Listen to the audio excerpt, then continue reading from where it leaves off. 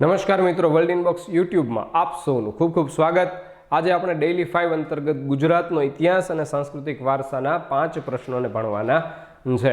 સામાન્ય રીતે ઘણા બધા મિત્રોને એવું થતું હશે કે ભાઈ આ ગુજરાતનો ઇતિહાસ સાંસ્કૃતિક વારસાનો બંનેનો એક લેક્ચર કેમ આવે, બંને જુદા કેમ આવતા નથી? કારણ કે આ બંને વિષય એવા છે કે જે મહદઅંશે એકબીજા સાથે જોડાયેલા છે અને આપણે પ્રશ્નોની પસંદગી પણ એવી જ રીતે કરતા હોઈએ છીએ કે પ્રશ્ન છે તે બંને ઇતિહાસમાં પણ ચાલી શકે અને વારસામાં પણ ચાલી શકે। એકાદ પ્રશ્ન એવો પણ હોય કે જે કદાચ ક્યારે એકબીજા સાથે સંબંધિત ન હોય, પણ આપણને આ પ્રશ્નો છે તે ચોક્કસ આગામી સમયમાં ઉપયોગી નીવડશે।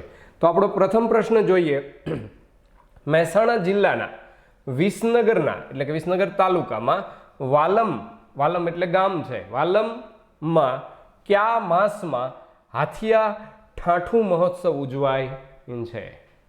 તો આમાં આપણને ઘણી બધી વિગત આપી દીધી છે પ્રશ્નની અંદર જ તે, તો ઘણી બધી વખત પ્રશ્નમાંથી પણ પ્રશ્નો થઈ શકે। મહેસાણા જિલ્લો, વિસનગર તાલુકો અને વાલમ ગામ। મહેસાણા જિલ્લાના વિસનગર તાલુકાના વાલમ ગામમાં કયા માસમાં હાથિયા ઠાઠું મહોત્સવ ઉજવાય છે? આપણને આમાં માસ પૂછવામાં આવ્યો છે। તો વિસનગરના વાલમ ગામમાં ચૈત્ર મહિનાની અંદર પરંપરાગત લોક ઉત્સવ એવો હાથિયા ઠાઠું મહોત્સવ ઉજવવામાં આવે છે। તો આપણને પ્રશ્ન થાય કે ભાઈ ચૈત્ર મહિનામાં ક્યારે ઉજવવામાં આવે છે? તો કે ચૈત્ર વદ પાંચમ થી દશમ સુધી આ હાથિયા ઠાઠુંનો લોક ઉત્સવ છે તેની ઉજવણી કરવામાં આવે છે। સુદ અને વદ સામાન્ય રીતે તમને સમજમાં હશે, ન હોય તો ગુજરાતી કેલેન્ડર લઈને બેસવું અને એને સમજી લેવું। તેમાં પણ કદાચ તમને ન સમજાય તો આપણે અગાઉ યુટ્યુબની અંદર વર્લ્ડ ઇનબોક્સની ચેનલ ઉપર એક બે મેળાઓ છે તેને લીધેલા છે, તે લેક્ચર જોશો તેની અંદર આપણે સમજાવેલું પણ છે કે સુદ અને વદ શું છે। તો આપણે યાદ કરવાનું છે અત્યારે ચૈત્ર વદ પાંચમથી દશમ સુધી વાલમ ગામમાં હાથિયા ઠાઠું મહોત્સવ ઉજવાય છે અને આ પાંચમથી દશમ સુધી પણ દરેક દિવસોએ જુદા જુદા કાર્યક્રમો છે તેની ઉજવણી કરવામાં આવે છે। ઘણી વખત પેપર સેટરને પ્રશ્નપત્ર થોડું અઘરું કરવું હોય તો આમાંથી એક એક દિવસ છે તેને પણ ક્યારેક ક્યારેક પૂછી લેવાય। હાથિયા ઠાઠું મહોત્સવ અંતર્ગત પાંચમે શું થાય, છઠ્ઠે શું થાય, સાતમે શું થાય, આઠમે શું થાય, નોમે શું થાય? તો આપણે યાદ કરી લઈએ કે ચૈત્રવદ પાંચમના દિવસે પલ્લી બનાવવામાં આવે છે। પલ્લી એટલે સામાન્ય રીતે તમે યાદ કર્યું હશે કે ભાઈ ગાંધીનગર જિલ્લામાં રૂપાલની અંદર વરદાની માતાના મંદિરેથી માતાની પલ્લી કાઢવામાં આવે છે, તેના ઉપર શુદ્ધ ઘી પણ ચઢાવવામાં આવે છે। આ એ વાત નથી, આ હાથિયા ઠાઠુંની મહોત્સવની વાત છે કે ભાઈ પાંચમના દિવસે વાલમ ગામના લોકો પલ્લી બનાવે છે, છઠના દિવસે ખીચડો બનાવી અને તેને ગામની વચ્ચેથી પસાર કરવામાં આવે છે, સાતમના દિવસે સુલેશ્વરી માતાના મંદિરે ફૂલો ચડાવવામાં આવે છે, આઠમના દિવસે વાલમ ગામના લોકો ભેગા થઈ અને ગામનો ભૂતકાળ છે તેને જાહેર કરતા હોય છે અને નોમની રાત્રે આ હાથિયા ઠાઠુંની સવારી છે તે નીકળતી હોય છે। ચૈત્રવદ નોમની રાતે હાથિયા ઠાઠુંની સવારી નીકળે। તમને પ્રશ્ન થતો હશે કે ભાઈ આ હાથિયા ઠાઠું એવું કેમ નામ છે? તો કે હાથિયા ઠાઠું મહોત્સવમાં જે નોમની રાત્રે જે સવારી નીકળે છે તેમાં બે રથ બનાવવામાં આવે છે। આ બે રથ એટલે કે બે ગાડા હોય તેને વિશિષ્ટ રૂપે શણગારવામાં આવે છે અને તેમાંથી એક ગાડું, એક રથ હોય જે તેની ઉપર હાથીના સૂંઢની આકારે તેની ડિઝાઇન બનાવવામાં આવે છે એટલે તેને હાથિયા કહેવામાં આવે, બીજા જે ગાડું હોય, બીજો રથ હોય તેને ઠાઠું કહેવામાં આવતો હોય છે। આ નોમની રાત્રે શું બનતું હોય છે? તો કે જે વાલમ ગામની સાંકડી શેરીઓની અંદર આપણે જોઈને તો એમ થાય કે આમાંથી ગાડું નીકળી શકે નહીં, તે સાંકડી શેરીઓમાંથી ગામના જુવાનિયાઓ છે તે બધા લાકડી લઈને આગળ દોડે છે અને પાછળ હાથિયા ઠાઠુંની સવારી છે તે દોડતી હોય છે। એટલે એમ કહી શકીએ કે એક દિલ ધડક દ્રશ્યો છે તે સર્જાતા હોય છે। આ જે બે રથ બનાવવામાં આવે તેની ઉપર પણ જ્યારે સવારી નીકળે ત્યારે નાયક અને નાયકણી છે તે ભૂંગળ લઈને, નાયક અને નાયકણી શણગાર પણ કરવામાં આવે છે અને ભૂંગળ લઈને તેને ઊભા પણ રાખવામાં આવતા હોય છે। આ બંને રથ છે તેનું સંચાલન કોણ કરે છે? તો કે તેનું સંચાલન ગામના પટેલ અને ક્ષત્રિય કોમના લોકો આ બંને રથનું સંચાલન કરતા હોય છે। હાથિયા ઠાઠું મહોત્સવ કોણ ઉજવે છે? તો એમ કહેવાય કે આ કોઈ વર્ગ કે કોઈ સમાજ છે તે ઉજવતો નથી। વાલમ ગામની જે દરેક જાતિના લોકો છે તેના દ્વારા આ હાથિયા ઠાઠુ મહોત્સવની ઉજવણી કરવામાં આવતી હોય છે. આપણને પરીક્ષાની અંદર અનેક રીતે પ્રશ્નો પૂછાઈ શકે. આપણે કહેવાનું જ મિત્રો ડેઇલી 5 ભણીએ છીએ. આજે જેટલામાં લેક્ચર હશે તમે દરેક લેક્ચર જોશો તો એમાંથી અંદાજિત તમને 50, 100, 200 જેટલા ફેક્ટ એક લેક્ચરમાંથી મળતા હશે કે જે તમને વિવિધ સ્પર્ધાત્મક પરીક્ષાઓમાં તે પ્રશ્નો છે તે પૂછાઈ શકે. તો આ 5મથી 10મના જ 5 પ્રશ્નો થઈ ગયા. તો આપણે વાત કરી અને યાદ રાખવાનું ચૈત્રવદ 5મથી 10મ સુધી. ત્યારબાદ આપણે આગળના પ્રશ્નમાં જઈએ. બીજો પ્રશ્ન છે હડપ્પા સભ્યતાના નગર આયોજન વિશે અયોગ્ય જણાવો. એટલે કે 4 ઓપ્શન આપણને આપેલા છે અને એમાંથી આપણને ખોટું શોધવાનું કહેલું છે. તો હડપ્પા સભ્યતા છે ને તે આપણને ખબર હોય તો આપણે ખોટું શોધી શકીએ કે ભાઈ જેને આપણે હડપ્પા સભ્યતા કહીએ તેને આપણે સિંધુ સભ્યતા પણ કહીએ છીએ, જેને આપણે સિંધુ ઘાટીની સભ્યતા પણ કહીએ, સિંધુ ખીણની સંસ્કૃતિ પણ કહીએ છીએ, અંગ્રેજીમાં તેને આપણે ઇન્ડસ વેલી સિવિલાઇઝેશન પણ કહીએ છીએ. તો આ શું છે આ બધું હડપ્પા સભ્યતાને? તો આજથી આપણે 4, 5, 7 હજાર વર્ષ જૂની વાત કરીએ છીએ. માની લો કે આજે આપણે ઈસવીસન 2020માં છીએ, તો આજથી 5000 વર્ષ પછી કયું વર્ષ ચાલતું હશે? તો કે ઈસવીસન 7020 ચાલતું હશે. તો 7020ની અંદર જે વિદ્યાર્થીઓ સ્પર્ધાત્મક પરીક્ષાની તૈયારી કરતા હશે તે બધા આવું ભણતા હશે કે ભાઈ 5000 વર્ષ પહેલાં આ વિસ્તારની અંદર આવી સગવડો હતી, લોકોને સરકારી નોકરીઓ મળતી હતી, તે સમયે 3 અખિલ ભારતીય સેવાઓ હતી, એક IAS, એક IPS અને એક IFS, ભારતીય વહીવટી સેવા, ભારતીય પોલીસ સેવા અને ભારતીય વન સેવા. માત્ર 3 જ અખિલ ભારતીય સેવાઓ હતી. પછી જો કોઈ રચના થાય તો આવી રીતે રચનાઓ થતી. રાજ્યસભાને તે અખિલ ભારતીય સેવાઓની રચના કરવાનો અધિકાર હતો. તો આવી વિવિધ બાબતો તે લોકો તે સમયે ભણતા છે. આજે આપણે શું ભણીએ છીએ હડપ્પા સભ્યતા એટલે કે આજથી 4-5 હજાર વર્ષ પહેલાં જે લોકો રહેતા હતા તેના નગરો છે તે આપણને મળ્યા. એટલા માટે તમને એમ થાય કે આ સિંધુ ખીણની સભ્યતા બરાબર, તો એને હડપ્પા સભ્યતા કેમ કહેવાની? તે માટેના 2 કારણો છે. સિંધુ સભ્યતાનું સૌપ્રથમ નગર મળ્યું આપણને તે મળ્યું હડપ્પા. એટલા માટે આ સિંધુ ખીણની સભ્યતાને આપણે હડપ્પા સભ્યતા પણ કહીએ છીએ. અને બીજું એક કારણ એવું છે કે સિંધુ નદીના કિનારે, સિંધુ ઘાટીની વિસ્તારની અંદર જે પણ આ સભ્યતાના નગરો બન્યા તેવી જ નગર રચના છે તે સિંધુ નદીથી દૂરના વિસ્તારોની અંદર પણ આપણને જોવા મળે. આપણા ગુજરાતમાં પણ આ સભ્યતાના અનેક નગરો છે તે આપણને મળેલા છે. તો આપણે શું કહીએ છીએ કે સિંધુ સભ્યતા છે એટલે એને આપણે હડપ્પા સભ્યતા. બંને જગ્યાએ નગરોની રચના છે તે સમાન આકારે જ થઈ હતી. તો આપણને પ્રશ્ન જે પૂછ્યો છે કે નગર આયોજન છે તેને વિશે અયોગ્ય બાબત જણાવો. હવે તમને સામાન્ય રીતે આપણે આટલી વાત કરી, તો હડપ્પા સભ્યતા છે તેને કયા સમયગાળામાં રાખવામાં આવેલી છે તેનું પણ આપણને થોડું જ્ઞાન હોવું જોઈએ. પછી આપણે જવાબ છે તેના ઉપર જઈએ. તો પ્રાચીન ઇતિહાસને સમજવા માટે છે ને મિત્રો, પ્રાચીન ઇતિહાસના 3 ભાગ પડે. એકને આપણે કહીએ છીએ પ્રાગ ઐતિહાસિક કાળ, બીજો એક ભાગ છે તેને આપણે કહીએ છીએ આદ્ય ઐતિહાસિક કાળ, અને જે ત્રીજો ભાગ છે તેને આપણે કહીએ છીએ ઐતિહાસિક કાળ. પ્રાગ ઐતિહાસિક કાળ એટલે કેવો કાળ? તો કે ત્યારે કોઈને લખતા આવડતું હતું નહીં, કે કોઈ લિપિ હશે નહીં, આવું આપણે માનીએ છીએ કે કોઈને લખતા નહોતું આવડતું. ક્યારે ન આવડતું હોય? કે જો લિપિ કે લખાણ હોય નહીં એટલે કોઈને લખતા આવડતું હોય નહીં. આદ્ય ઐતિહાસિક કાળની વ્યાખ્યા આપણે શું કરીએ? તો કે લેખન અને લિપિ કળા હતી પણ આપણે તેને ઉકેલી શક્યા નથી. તો આ આદ્ય ઐતિહાસિક કાળ થયો. અને ઐતિહાસિક કાળ એટલે કે લેખન અને લિપિ કળા હતી અને આપણે તેને ઉકેલી પણ શક્યા ખરા. આપણે જે પણ જૂનામાં જૂનું ઉકેલી શક્યા છીએ તે શું છે? તો કે ઈસવીસન પૂર્વેની, સમજો શબ્દમાં ભૂલ ન થાય તમને, ઈસવીસન પૂર્વેની 3જી સદીના સમ્રાટ, મૌર્ય સમ્રાટ અશોકના શિલાલેખો આપણે ઉકેલી શક્યા છીએ.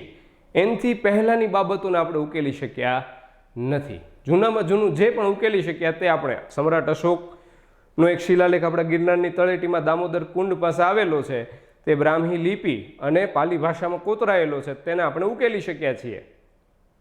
જેમ્સ પ્રિન્સેપ છે તેને ઉકેલ્યો, બ્રાહ્મી લિપિને તેને ઉકેલી. તો આપણે એમ કહી શકીએ કે જે ઉકેલી શક્યા છીએ તે ઈસવીસન પૂર્વેની 3જી સદીના મૌર્ય સમ્રાટ અશોકના શિલાલેખો છે. તો હવે આમાં આ જે હડપ્પા સભ્યતા છે, સિંધુ ખીણની સભ્યતા છે, તેને આમાં ત્રણમાંથી ક્યાં બંધ બેસાડવી?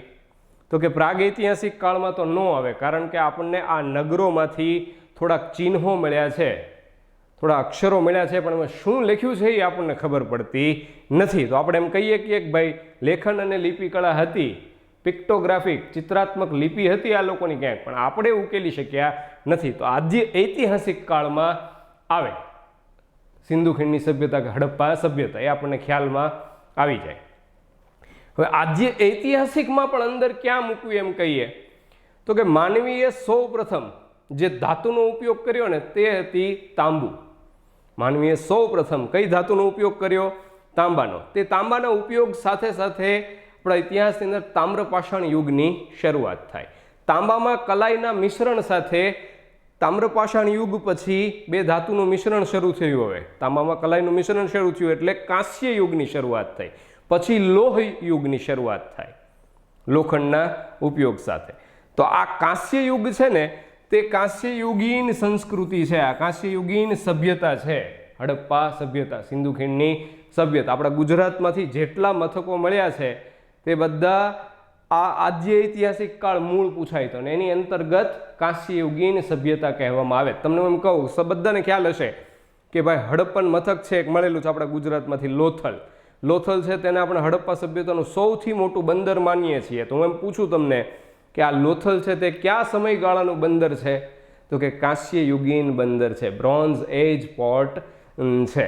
તો આપણે એને અહીંયા રાખીએ છીએ. હવે આપણે વાત કરીએ કે આ લોકોની નગર વ્યવસ્થા જે હતી, નગરનું જે આયોજન હતું, આટલા વર્ષો પહેલાં પણ 4-5 હજાર વર્ષ પહેલાં પણ આ લોકો પ્લાન સિટી, સુનિયોજિત નગરો જેવા નગરો બનાવતા હતા. પહેલાં નગરો બનાવતા અને પછી ત્યાં વસવાટ માટે જતા હતા, એટલે લોકોને પાછળથી મુશ્કેલ થતી નહીં.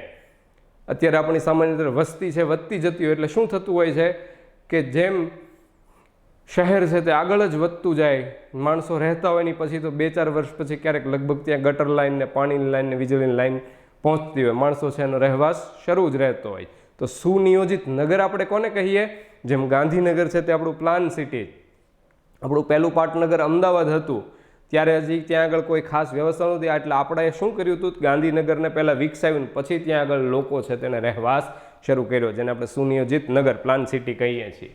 હવે વાત કરીએ કે નગર આયોજન. આ લોકોનું નગર આયોજન એટલી જ એક વિશેષ ધ્યાનાકર્ષક બાબત માનવામાં આવે છે.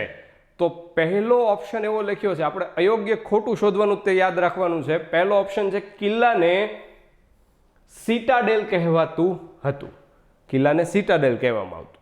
તો હવે એક વસ્તુ આપણે સાથે યાદ કરી લેવી જોઈએ કે આ હડપ્પા સભ્યતાના દરેક નગરો છે તે બે ભાગની અંદર વિભાજિત હતા, એક ઉપરનો ભાગ અને એક નીચેનો ભાગ, જેની અંદર અપવાદ છે તેની પણ આપણે થોડી જ વારમાં વાત કરીએ.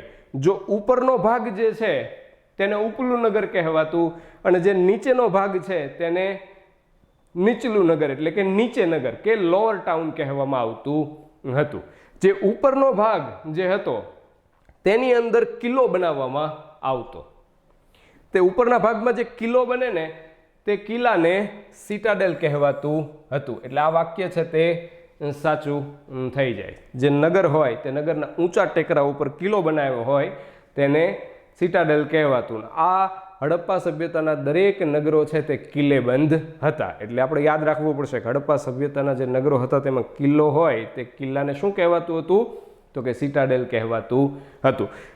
જે આ સભ્યતાનો જે એક સમૃદ્ધ અને શક્તિશાળી વર્ગ હતો તે ઉપરના ભાગમાં નિવાસ કરતો અને સામાન્ય વર્ગ છે તે નીચેના ભાગની અંદર નિવાસ કરતો હતો. તમે જો મોહેન્જો દડો જોયું હોય તો તેની અંદર તમને ખ્યાલ હશે, એ મૂવી જોયું હોય તો, કે ભાઈ ઉપરના ભાગની અંદર જવું હોય તો એક વિશેષ જેની પાસે મુદ્રા હોય તે જ લોકો ઉપર છે જઈ શકતા હતા. તો આપણે શું યાદ રાખવાનું કે નગરો બે ભાગમાં વિભાજિત હતા, એક ઉપરનો ભાગ એક નીચેનો ભાગ. ઉપરના ભાગને ઉપલું નગર અને નીચેના ભાગને નીચે નગર કહેવાતું. અને ઉપલું નગર છે તેની માટે પણ એક શબ્દ વપરાતો. કિલ્લાને તો સિટાડેલ કહેવાતું પરંતુ ઉપલા નગરને એક્રોપોલિસ કહેવામાં આવતું હતું. તો આપણને અહીં એક ઓપ્શન એવો પણ છે કે નીચલા નગરને એક્રોપોલિસ કહેવામાં આવતું હતું. તો ખરેખર આપણે શું વાત કરી કે ઉપલા નગરને એક્રોપોલિસ કહેવાતું હતું. તો આપણને અયોગ્ય પૂછ્યું છે એટલે અહીંયા આપણને અયોગ્ય તો મળી જ ગયું. તેમ છતાં આપણે બીજા જે ઓપ્શન છે તેની આપણે ચર્ચા કરીએ કે અમે વાત કરી તમને કે નગરો 2 ભાગમાં વિભાજિત હતી. તેમાં આપણા ગુજરાતમાં કચ્છ જિલ્લામાં ભચાઉ તાલુકાની અંદર ખદીર બેટમાંથી જે ધોળાવીરા મળી આવેલું છે તે ધોળાવીરા અપવાદ છે. કારણ કે ધોળાવીરા એક એવું નગર છે કે જે 3 ભાગની અંદર વિભાજિત હતું. તેમાં ઉપલું નગર એટલે કે ઉપલો ભાગ છે તેની અંદર એક્રોપોલિસ પણ હતું, વચ્ચે એક મધ્યનગર પણ હતું અને પછી નીચે નગર હતું. તો આપણે શું યાદ રાખવાનું? હડપ્પા સભ્યતાના દરેક નગરો 2 ભાગમાં વિભાજિત હતા, જ્યારે તેમાં ધોળાવીરા છે ગુજરાતમાંથી મળી આવેલું તે અપવાદ છે, કારણ કે તે 3 ભાગમાં વિભાજિત હતું. ધોળાવીરા વિશે એક એવી પણ વાત યાદ રાખવા જેવી છે કે તે ભારતમાં હડપ્પન જે નગરો હતા ભારતભરની અંદર 12,99,600 જેટલા ચોરસ કિલોમીટરના વિસ્તારની અંદર આખી જે સભ્યતા પાંગરેલી હતી તેમાં જેટલા નગરો હતા તે બધા નગરોમાં વિસ્તારની દ્રષ્ટિએ ધોળાવીરા છે આપણા ગુજરાતનું તે વિસ્તારની દ્રષ્ટિએ બીજા ક્રમનું નગર હતું. વિસ્તારની દ્રષ્ટિએ સૌથી મોટું નગર જે હરિયાણામાં રાખીગઢી તે છે અને બીજા ક્રમનું નગર છે તે ધોળાવીરા હતું. ધોળાવીરા 3 ભાગમાં હતું અને 3ય ભાગની અંદર આપણને સુરક્ષા સંબંધી આયોજનો છે તે નજરે પડે છે. તો આ હડપ્પા સભ્યતાના લોકો છે તે સામાન્ય રીતે એમ કહી શકીએ કે બાંધકામ માટે શેનો ઉપયોગ કરતા? તો કે તેઓ પાકી ઈંટોનો ઉપયોગ કરતા હતા. અને આ ઈંટ છે ને તે પણ સમાન પરિમિતિ ધરાવતી હતી. ઈંટો કેવી હતી? સમાન પરિમિતિ ધરાવતી. એટલે આપણે એમ કહી શકીએ કે તે લોકો આવી 1:2:4 ના માપની ઈંટો છે તેનો ઉપયોગ કરતા હતા. 1:2:4 એટલે 6 સેન્ટીમીટર ગુણ્યા 12 સેન્ટીમીટર ગુણ્યા 24 સેન્ટીમીટર ની માપની ઈંટો છે તેનો ઉપયોગ કરતા હતા. ઈંટો વચ્ચે આજે આપણે સિમેન્ટ પૂરીએ પણ ત્યારે લોકો શું પૂરતા હશે? તો કે ઈંટોને જોડવા માટે આ લોકો જીપ્સમનો ઉપયોગ કરતા હતા. બધા પ્રશ્નો છે તે પરીક્ષામાં પૂછાઈ શકે ખરા. તો ઈંટોને જોડવા માટે જીપ્સમનો ઉપયોગ કરતા હતા. ઘણી બધી બાબતો છે તે ઈંટોથી જોવા મળતી, જ્યારે અમુક કિલ્લાઓ જેમ કે ધોળાવીરાનો જ કિલ્લો છે તેની અંદર પથ્થરોનો ઉપયોગ કરવામાં આવેલો છે. ઉપરના થોડા જ ભાગની અંદર ઈંટનો ઉપયોગ થયો હોય તેવું આપણી જાણમાં છે. તો આપણે વાત કરી, આપણને જવાબ તો સામાન્ય રીતે મળી ગયો છે, પણ તેમ છતાં આપણે થોડી આગળ હજી ચર્ચા કરીએ. યાદ રાખતા જજો, કિલ્લાને સિટાડેલ કહેવાતું, ઉપલા નગરને એક્રોપોલિસ કહેવાતું, નીચલા નગરને નીચે નગર કહેવાતું હતું. બીજી વાત છે કે રસ્તાઓ એકબીજાને કાટખૂણે સ્પર્શતા હતા. હડપ્પા સભ્યતાના નગરોની અંદર જે રસ્તાઓ છે તે એકબીજાને કાટખૂણે સ્પર્શતા હતા. કાટખૂણે સ્પર્શે એટલે આપણે શું કહી શકીએ કે પહેલાં તમને એ યાદ કરાવી દઉં કે આ લોકોના રસ્તાઓ છે ને તે ઉત્તરથી દક્ષિણ બાજુ અને પૂર્વથી પશ્ચિમ બાજુ જતા હતા. એ લોકોએ આ પ્રમાણે રસ્તાની વ્યવસ્થા કરી હતી. તો આપણે કહીએ કે ઉત્તરથી દક્ષિણ બાજુ અને પૂર્વથી પશ્ચિમ બાજુ. આવી રીતે આ લોકોના રસ્તાઓ છે તે આમ જતા હતા. ઘણી વખત પરીક્ષામાં આપણને પૂછાઈ પણ શકે. હવે હું તમને એમ કહું કે અહીંયાથી આ બીજો રસ્તો બનાવવામાં આવ્યો, તો દરેક રસ્તાઓ છે તે એકબીજાને આવી રીતે કાટખૂણે કાપતા હોય. આ લોકોના નગરો છે તે ગ્રીડ સિસ્ટમ મુજબ ગ્રીડ પેટર્નના આધારે નગરો છે તે બનાવવામાં આવ્યા હતા. એવો પણ આપણને પ્રશ્ન પૂછાય કે હડપ્પાના નગર આયોજન વિશેષ ધ્યાનાકર્ષક બાબત છે આપણી માટે, તો તે કઈ પેટર્નના આધારે બનાવવામાં આવતો? ગ્રીડ પેટર્નના આધારે બનાવવામાં આવતા. તેના રસ્તાઓ પણ ગ્રીડ પેટર્નના આધારે બનતા અને તે દરેક રસ્તાઓ એકબીજાને કાટખૂણે કાપતા હતા. તો આપણું આ બીજું વાક્ય છે તે પણ સાચું થઈ ગયેલું છે. હવે હું તમને એક બીજી વાત કરું કે આને આપણે છે ને મુખ્ય રસ્તો કહી શકીએ. આ જે છે એ શું છે? મુખ્ય રસ્તો છે. તો મુખ્ય રસ્તાની જે પહોળાઈ છે ને તે 10 મીટર જેટલી રાખવામાં આવતી. મુખ્ય રસ્તાઓ કેટલા મીટરના હતા? 10 મીટરના. હવે આ જે ભાગ પડે છે ને આ શેરીઓ કહેવાય. આ શેરીઓ છે ને તે 3.5 થી 4.5 મીટર પહોળી બનાવવામાં આવતી અને એમાંથી પણ ગલીઓ પડતી. આ જે ગલી છે ને તે 2.5 થી 3.5 મીટર પહોળી બનાવવામાં આવતી હતી. તો યાદ રાખવાનું, મુખ્ય રસ્તાઓ છે તે 10 મીટર પહોળા, એમાં જે શેરીઓ પડે તે 3.5 થી 4.5 મીટર અને એમાં જે ગલી પડે તે ગલીઓ છે તે 2.5 થી 3.5 મીટર પહોળી રાખવામાં આવતી હતી. તમને સાથે બીજી પણ એક વાત યાદ કરાવું કે માનો અહીંયા કોઈનું મકાન હોય ને તો આ મુખ્ય રસ્તા ઉપર અહીંયા એક કોઈનું મકાન આપણે કહી શકીએ.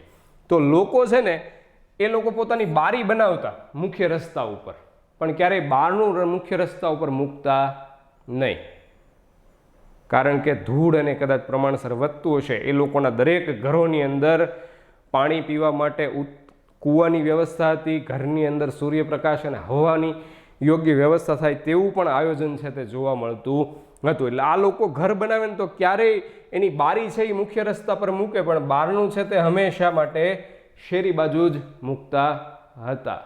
આ બધી બાબતો આપણે યાદ કરવી પડશે જો એક સારી તૈયારી કરવી હોય ત્યારે. આપણે જોઈએ છીએ કે દરેક રસ્તાઓ એકબીજાને કાટખૂણે મળે છે. આપણે આગળ વધીએ તો આ વાત સાચી છે, ગ્રીડ પેટર્ન અનુસાર નગરોની રચના થતી, રસ્તાઓ બનતા. સી ઓપ્શન આપણને એવું કહે છે કે મકાનોને ગટરો સાથે જોડાણ હતું. મકાનોને ગટરો સાથે જોડાણ હતું. તો એ પણ સાચી વાત છે કે દરેક મકાનને ગટર સાથે જોડાણ આપવામાં આવેલું હતું. પાણી માટે દરેક ઘરની અંદર કૂવાની વ્યવસ્થા પણ હતી. આપણને આ જે નગરો છે ને તેમાંથી મુખ્યત્વે 3 બાબતો આપણને મળવાપાત્ર થાય. કઈ કઈ? તો કે એક જાહેર આવાસ, એક જાહેર ભવન અને એક જાહેર સ્નાનાગાર. લોકો રહેતા હોય તેના આવાસ, જાહેર ભવન, ત્યાં બધા લોકો ભેગા થતા હશે, જાહેર સ્નાનાગાર, ત્યાં લોકો સમૂહની અંદર જેમ અત્યારે આપણે સુલભ શૌચાલય તેવા જાહેર સ્નાનાગાર છે, તેવી 3 બાબતો આપણને અહીંયાથી મળવાપાત્ર થયેલી છે. હું તમને એમ કહું કે આ ગટર વ્યવસ્થા છે ને આ લોકોની, વરસાદનું પાણી આવે કે ઘરનો કચરો હોય એના નિકાલ માટે મોરીઓ બનાવવામાં આવતી. આ લોકોના રસ્તાની બંને બાજુ ગટરની વ્યવસ્થા હતી. આ એક નોંધપાત્ર લક્ષણ છે હડપ્પા સભ્યતાનું, કારણ કે એ સમયે આપણને એવું જાણવા આવેલું છે કે એકમાત્ર ક્રીટ ટાપુની સભ્યતા સિવાય ક્યાંય પણ આવું ભૂગર્ભ ગટર યોજનાનું લક્ષણ છે તે આપણને જોવા મળતું નથી. એ સમયે જ્યારે આપણે સિંધુ ખીણની સભ્યતા, હડપ્પા સભ્યતા હતી, તે સમયે પણ વિશ્વમાં 4 મોટી સભ્યતાઓ હતી. એક ટાઇગ્રીસ અને યુફ્રેટ્સ નદીના કિનારે મેસોપોટેમિયાની સભ્યતા વિકસી હતી. નાઇલ નદીના કિનારે મિશ્ર એટલે કે ઇજિપ્તની સભ્યતા વિકસી હતી.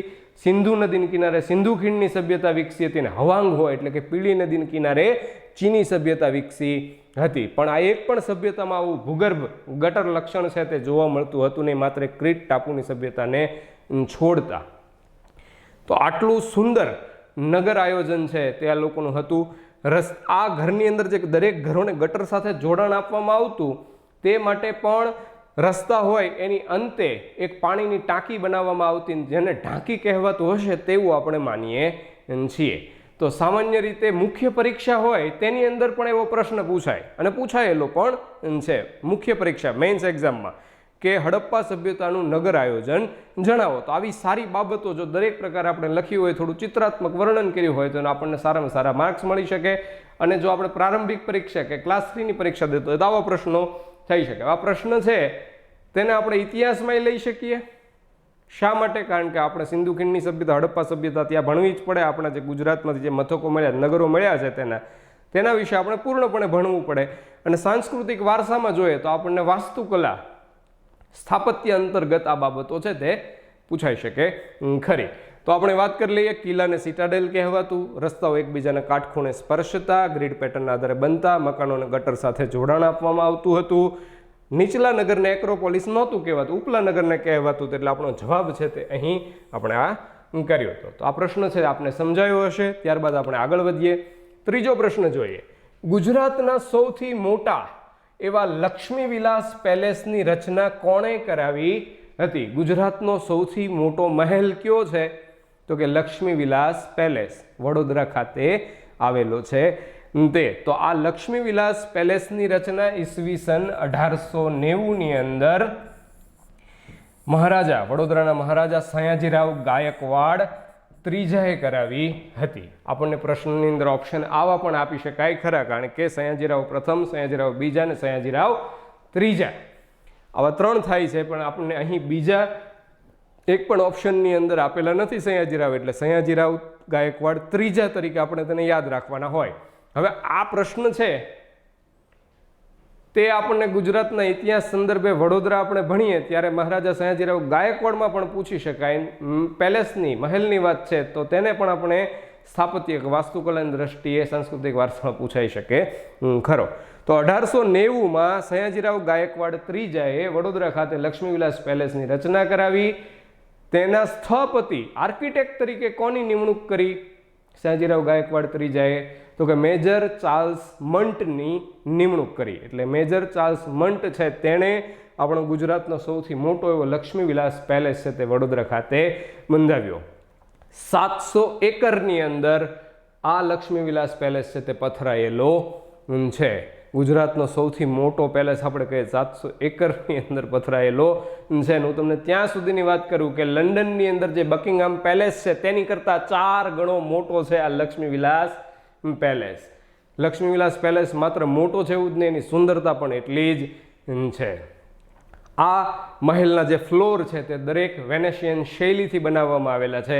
તેની બારીઓ છે તેની બેલ્જિયમ શૈલીથી તેની સજાવટ કરવામાં આવી છે. અને આ મહેલના જે બગીચાઓ છે તેને વિલિયમ ગોલ્ડરિંગ પદ્ધતિથી તેની સજાવટ કરવામાં આવેલી છે. તો આ મહેલ છે તેને કઈ શૈલીમાં બનાવવામાં આવેલો? તો આપણે એમ કહી શકીએ કે ઇન્ડો ગોથિક શૈલી જે અંગ્રેજો છે તેમની સાથે લાવ્યા હતા તેમણે ભારતની સાથે જોડાણ કરીને આપણી ઇન્ડો અને ગોથિક એમ કહી શકીએ. એટલે ઇન્ડો ગોથિક શૈલીની અંદર આ લક્ષ્મીવિલાસ પેલેસની રચના થયેલી છે. ઇન્ડો ગોથિક શૈલી અંતર્ગત આપણે ઇન્ડો સેરેસેનિક રિવાઇવલ આર્કિટેક્ચર સ્ટાઇલ પણ તેને કહી શકીએ છીએ. આ લક્ષ્મીવિલાસ પેલેસ છે આટલા મોટા ક્ષેત્રમાં પથરાયેલો છે તો તેમાં આપણને શું શું જોવા મળે? તો કે ભાઈ ત્યાં આગળ વિવિધ ઇમારતો છે. ઇમારતોની અંદર સંગ્રહાલયો છે, મોતીબાગ મહેલ છે, મહારાજા ફતેસિંહરાવ આર્ટ ગેલેરી છે.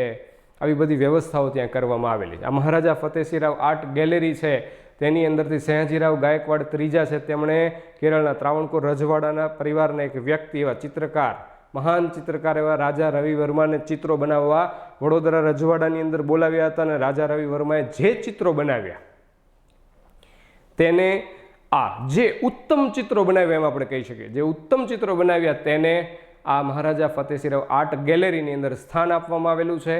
આ મહેલમાંથી આપણને વડોદરાના ગાયકવાડ પરિવારના અનેક શાહી નમૂનાઓ છે તે પણ આપણને મળવાપાત્ર થાય છે. તો આવો ગુજરાતનો સૌથી મોટો લક્ષ્મીવિલાસ પેલેસ છે તે સયાજીરાવ ગાયકવાડ ત્રીજાએ 1890ની અંદર બંધાવ્યો હતો. તો આ પ્રશ્નની વાત કરી, ત્યારબાદ આપણે આગળ વધીએ. ત્યારબાદનો પ્રશ્ન છે હસ્તલિખિત પોથીઓ તૈયાર કરવા વપરાતી શાહીને શું કહેવામાં આવે છે?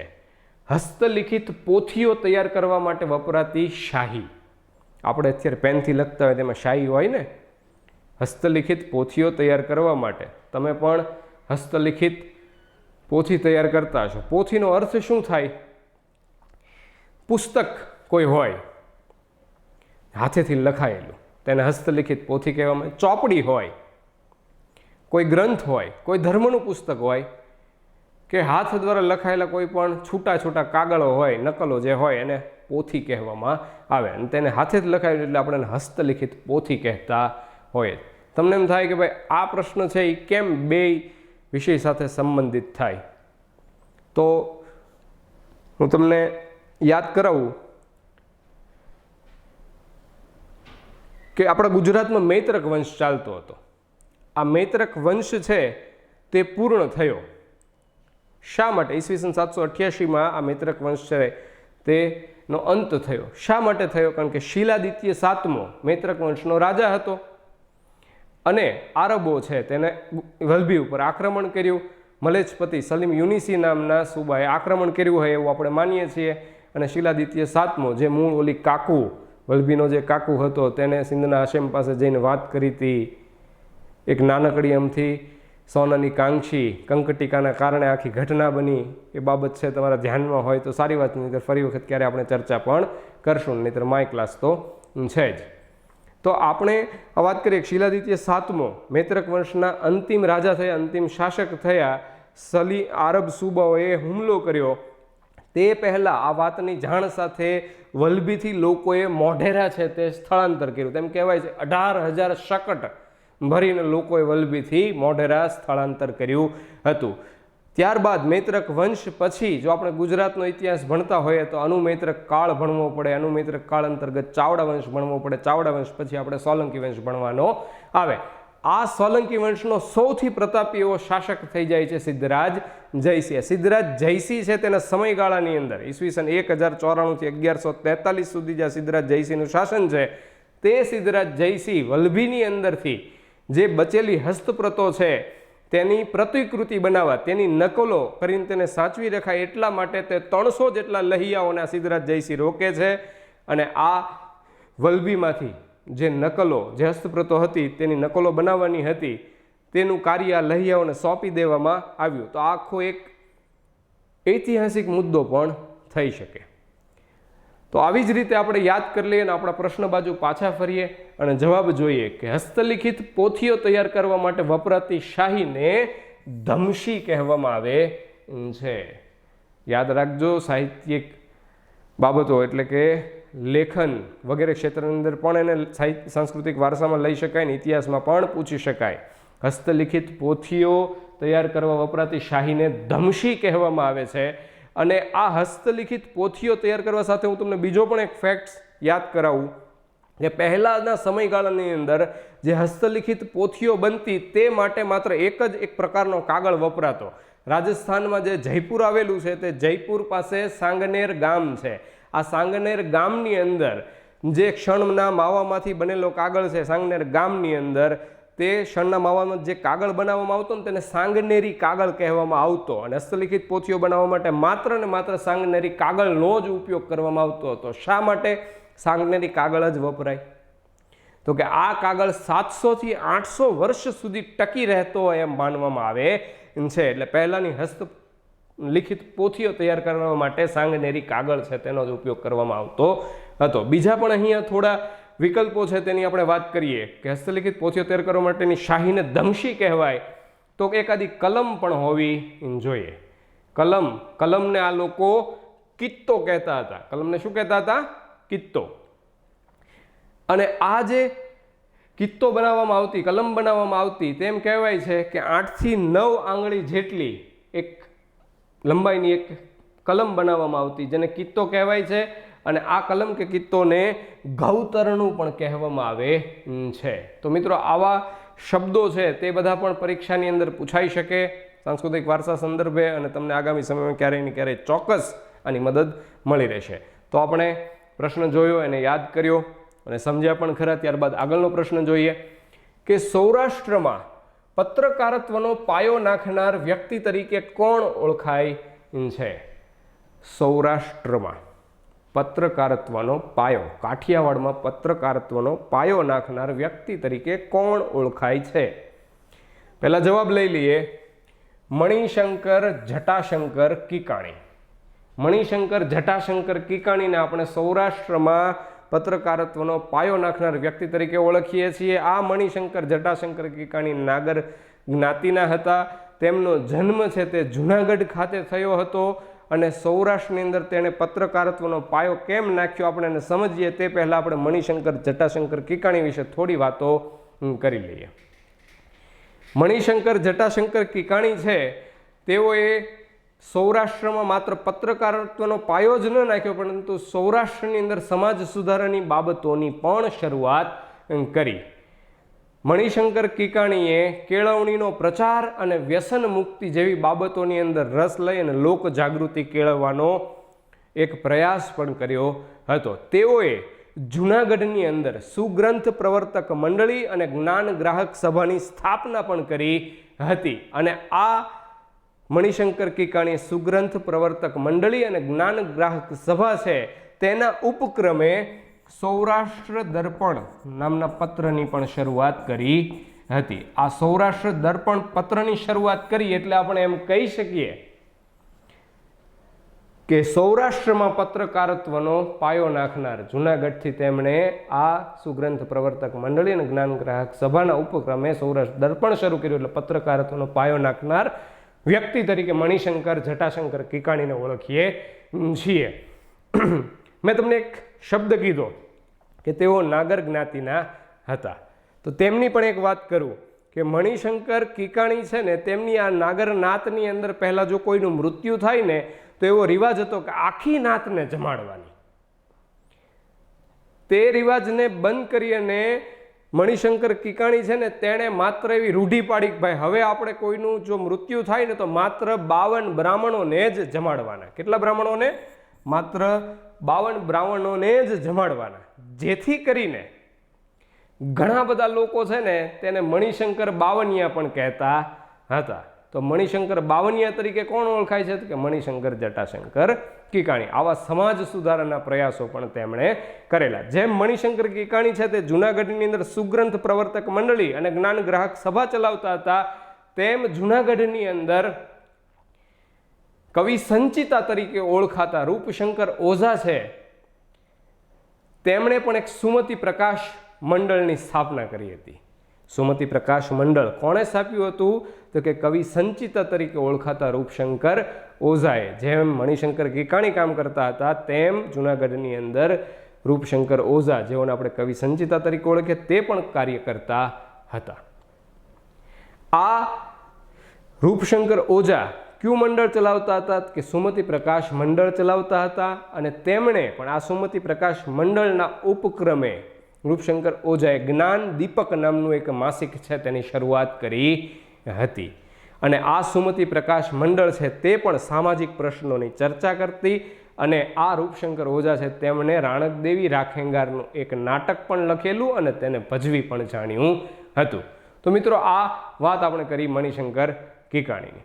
તો આવા જ પ્રશ્નો છે મિત્રો, તે આપણને ક્લાસ 3ની પરીક્ષામાં તો પૂછાય જ છે, જીપીએસસી જેવી પરીક્ષાઓમાં પણ પ્રિલિમમાં પૂછાય, અને મુખ્ય પરીક્ષાની અંદર પણ આપણને આવી રીતે પ્રશ્નો થઈ શકે કે ભાઈ સૌરાષ્ટ્રમાં પત્રકારત્વનો પાયો નાખનાર વ્યક્તિ અને સામાજિક સુધાર જેમણે શરૂઆત કરી હોય તેવા વ્યક્તિ વિશે નોંધ લખો. તો આ દરેક બાબતો છે તેને આપણે ટપકાવી પડતી હોય છે. તો આપણા ડેઇલી 5 પ્રશ્નો છે તેને આજે આપણે અહીં પૂર્ણ કરીએ છીએ. બીજી મારે ખાસ તમને વાત કરવાની છે, જે મેં તમને ગત વખતે પણ કરી હતી, કે જો તમને વિડીયો પસંદ આવે તો આપણે એને ચોક્કસ લાઈક કરવી જોઈએ. જે આપણા માટે નથી, જે અમારા માટે છે, તો આપણે એને ચોક્કસ લાઈક કરીએ. આપણને જો વિડીયો પસંદ આવે ને આપણા બીજા મિત્રો જે તૈયારી કરે તેમને ઉપયોગી થતો હોય તો આપણે એને શેર પણ કરી દેવો જોઈએ. આપણી મારી જે નૈતિક ફરજ છે, હું તમને 5 પ્રશ્નો ભણાવો છે, એમ આપણી પણ નૈતિક ફરજ છે કે જો આપણને પસંદ પડે તો ચોક્કસ એને આપણે લાઈક કરવો જોઈએ, શેર કરવો જોઈએ. અને ડેઇલી મેં તમને વાત કરી, ફરી વખત તમને એક વાત કરવા માગું છું કે 5 પ્રશ્નો છે, પણ તમે એક વિડીયો જોઈને ટપકાવતા જજો કે આમાંથી આપણને કેટલા પ્રશ્નો થઈ શકે. તો આપણને ઓછામાં ઓછા 50 થી 100 200 ફેક્ટ્સ છે તે આ 5 પ્રશ્નોની અંદરથી મળી જતા હોય છે. તો આપણે આવા જ તમને વિડીયો જો સમયસર મળતા રહે તે માટે તમે એને સબસ્ક્રાઇબ ચેનલને પણ કરી શકો છો. આવી જ રીતે આપણે આગળ ભણતા રહેશું. આપ સૌ વાંચતા રહો, મજા કરતા રહો, તમારી અને તમારા આજુબાજુના લોકોના તબિયતની કાળજી પણ રાખતા રહેજો. Thank you.